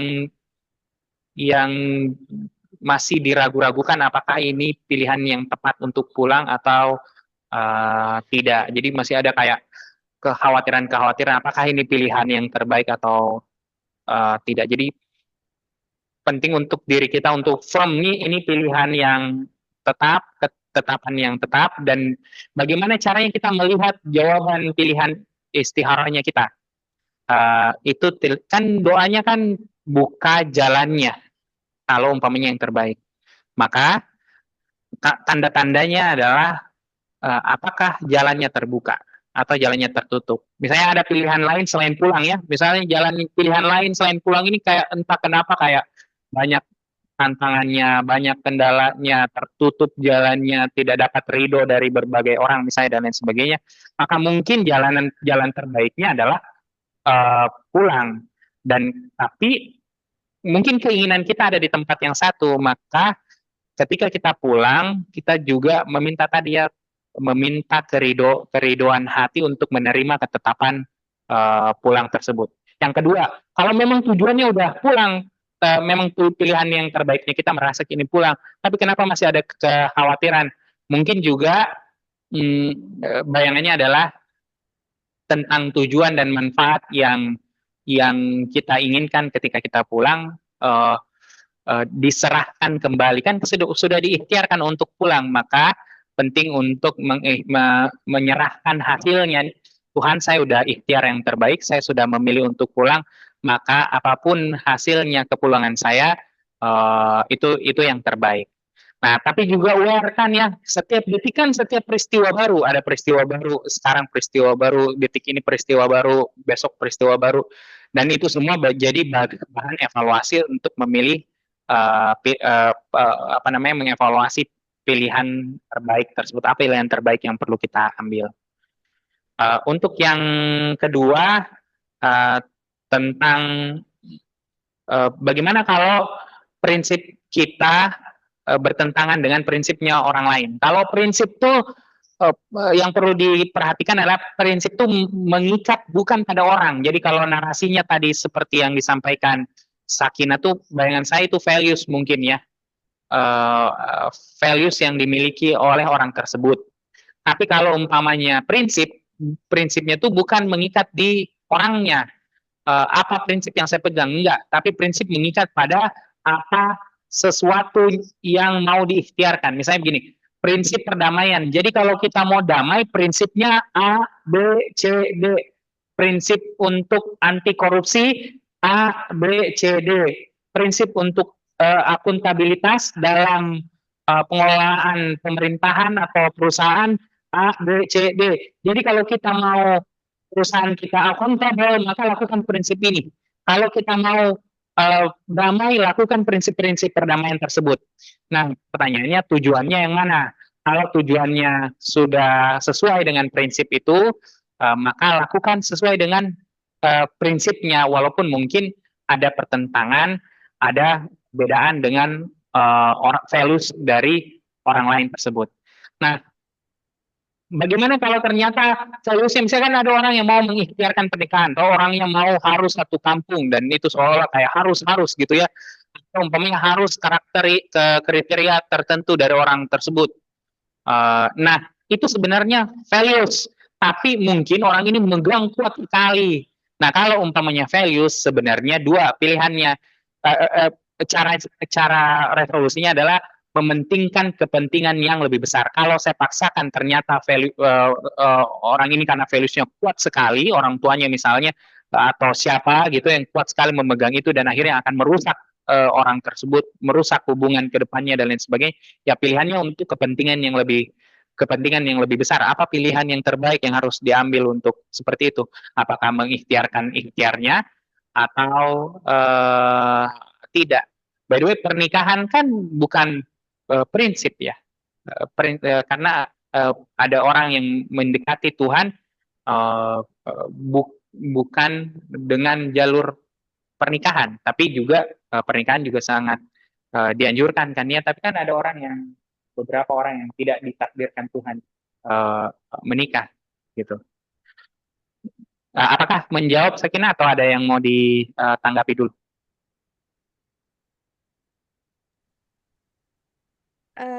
Iya Kak, menjawab yang pertama, tapi yang kedua mungkin bisa dielaborasi mengenai jika hal yang dipermasalahkan itu berkaitan dengan adat. Ini saya mau bertanya secara umum saja Kak, misalnya dalam pernikahan yang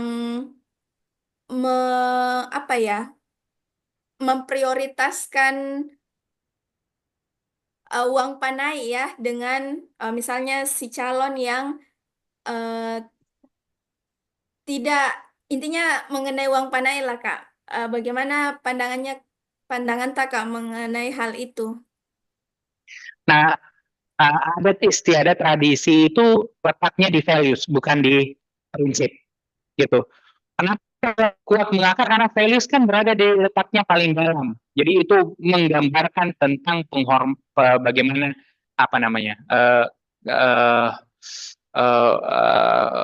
maskulinitasnya budaya yang sangat maskulin, yang otomatis kalau dia maskulin dia harus berikan sesuatu yang besar kepada perempuannya dan lain sebagainya. Dan juga menggambarkan tentang masyarakat yang sangat kolektif, karena jumlah panai itu menentukan berharganya si perempuan misalnya, dan berharganya perempuan ini walaupun tidak disebutkan jumlahnya secara publik, tapi terceritakan di belakang, dan akhirnya wah miliar gitu ya. Jadi kayak menunjukkan pada masyarakat kolektif bahwa anaknya bernilai sangat tinggi, itu misalnya kayak begitu ya. Dan itu menurut saya letaknya pada values, dan itu negotiable. Walaupun orang tuanya mungkin kuat sekali, tegas sekali, dan sulit sekali untuk itu insya Allah negotiable, bukan principles. Dan kalau umpamanya sulit, pakai doa ya, karena kan yang membolak-balikan hati adalah Tuhan ya. Kalau umpamanya memang yang mau diikhtiarkan betul-betul karena Tuhan, karena Allah, hubungannya juga udah dipastikan dengan cara-cara yang baik, cara-cara yang ini, dan salah satu caranya adalah ini, maka ikhtiarkan. Dan ketika diikhtiarkan ternyata diistiharahkan dan diikhtiarkan, tapi kalau ternyata mentok dan sulit sekali mendapatkan ridho dari orang tua karena syarat nikah. Kalau untuk perempuan ya, kalau setahu saya tuh ridho orang walinya, maka berarti itu tanda jangan-jangan walaupun secara logis nggak masuk akal ini masalah ini mungkin sedang diselamatkan sama Tuhan. Dan itu tadi yang doa saya bilang, kalau memang umpamanya itu yang terbaik, walaupun ternyata tidak sesuai dengan keinginan kita, doa sama Tuhan.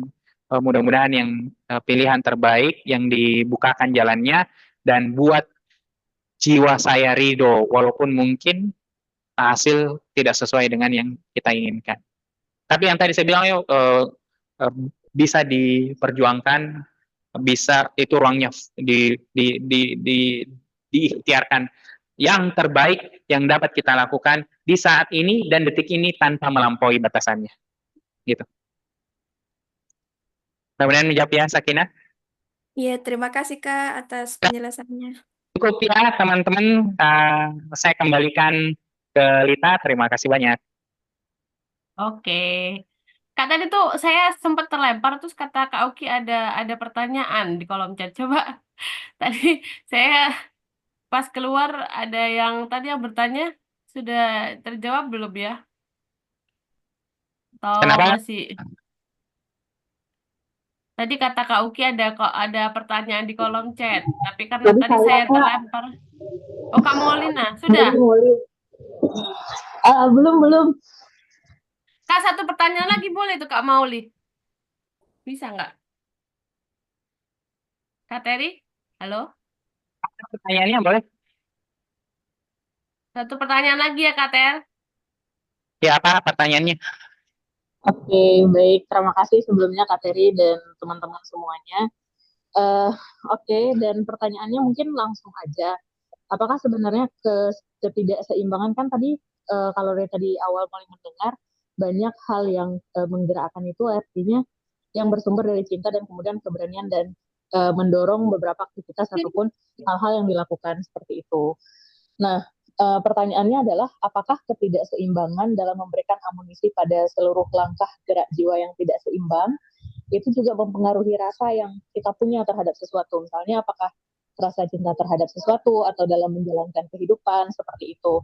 Misal nih, terkadang kita ngerasa dalam hidup ini kayaknya ngejalanin aja flat aja. Nah, apakah itu penyebabnya bisa disebabkan karena tadi ketidakseimbangan langkah gerak jiwa itu? Mungkin itu sih Kak pertanyaannya. Iya, betul.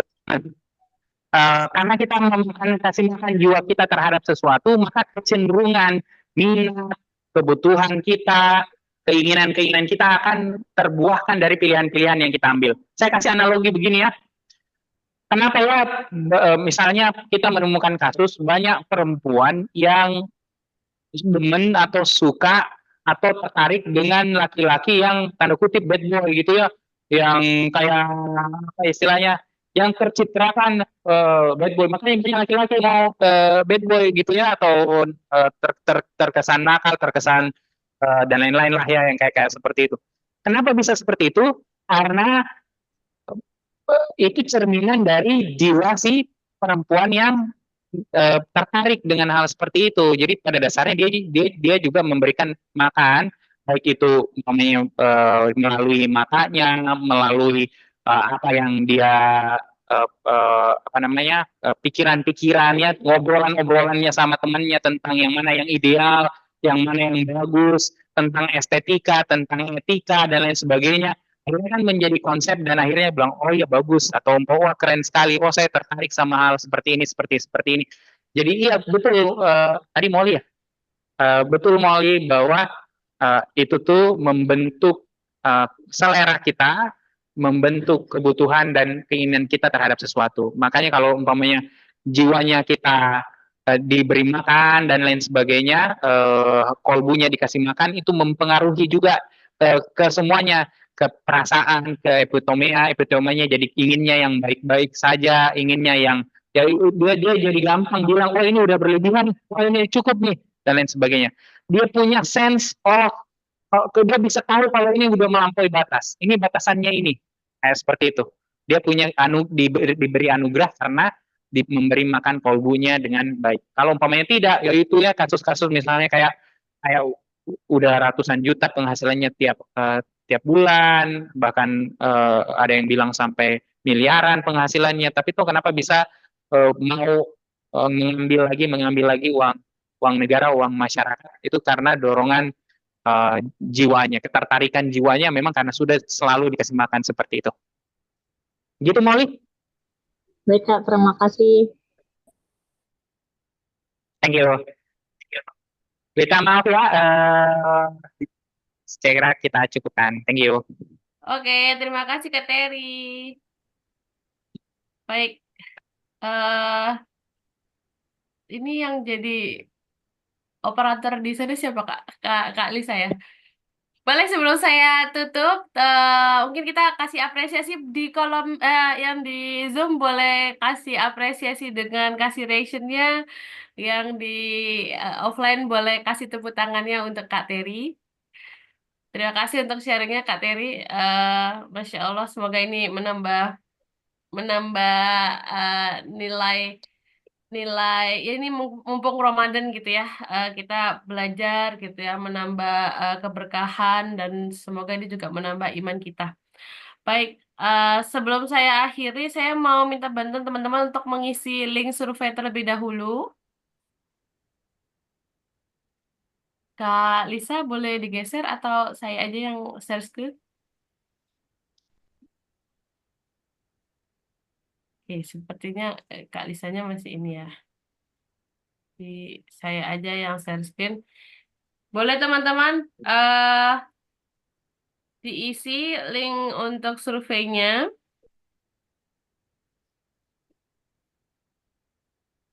Silahkan untuk mengisi link surveinya di bit.ly survei ngaji damai 2.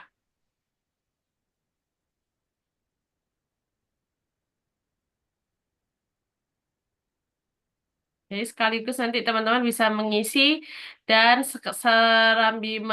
sambil mengisi surveinya, saya mau menginformasikan untuk teman-teman semua bahwa di sini ada program terbaru dari Kita Bhinneka, yaitu Titik Terang. Titik Terang itu adalah pendampingan yang menawarkan konsultasi, coaching, atau mentoring untuk membangun kedamaian diri, kepemimpinan, pendidikan dan karir, dan juga cinta, pernikahan dan hubungan interpersonal, dan yang terakhir hubungan keluarga dan sosial. Jadi teman-teman kalau misalnya merasa mempunyai tantangan atau isu-isu yang ingin seseorang bisa mendampingi untuk berkembang gitu ya, teman-teman bisa banget untuk ikut, karena ini pendampingan yang kita lakukan itu dikhususkan untuk teman-teman yang umum. Jadi teman-teman yang bukan cuma alumni GOP saja, tapi teman-teman yang umum bisa juga ikut. Jadi kalau teman-teman tertarik, bisa klik link bit.ly damai dari diri. Teman-teman bisa baca-baca dulu aja. Untuk bulan ini terakhir Maret itu di minggu depan.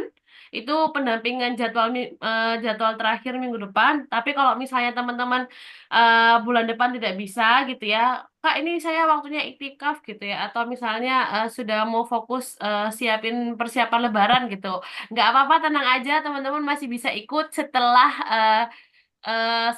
bulan Ramadan, yaitu di bulan April. Jadi nanti ada jadwal yang teman-teman bisa pilih kayak gitu. Jadi ini pendampingan berbayar yang disediakan teman-teman dari Kita Bhinneka untuk teman-teman umum yang merasa membutuhkan pendampingan. Seperti itu pengumumannya teman-teman. Baik, karena sudah di penghujung acara, linknya jangan lupa untuk diisi ya.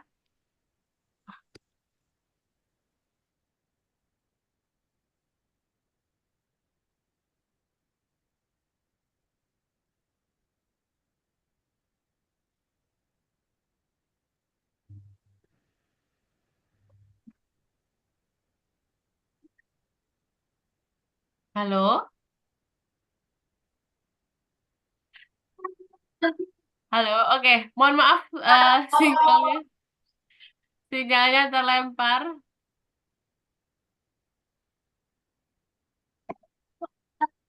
Oke, baik. Sebelum kita akhiri, boleh foto bersama dulu, teman-teman?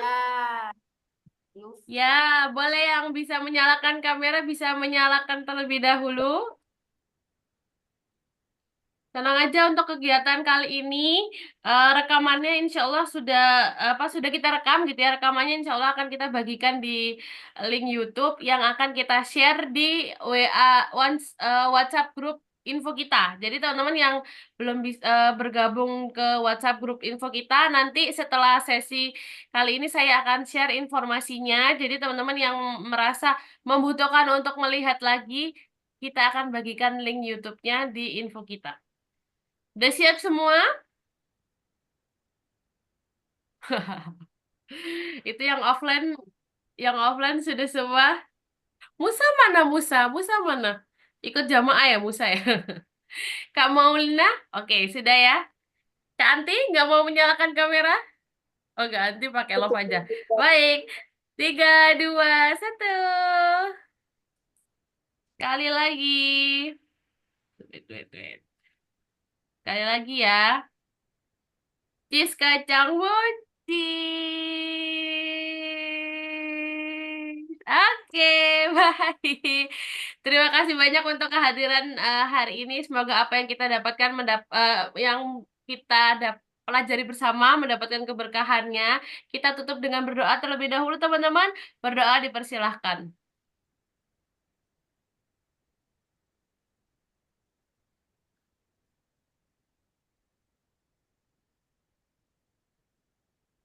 Berdoa dicukupkan. Terima kasih banyak teman-teman. Selamat melanjutkan aktivitas dan selamat menunggu berbuka puasa semua. Mohon maaf lahir dan batin. Saya akhiri. Assalamualaikum warahmatullahi wabarakatuh. Waalaikumsalam warahmatullahi wabarakatuh. Terima kasih, Kak. Terima kasih.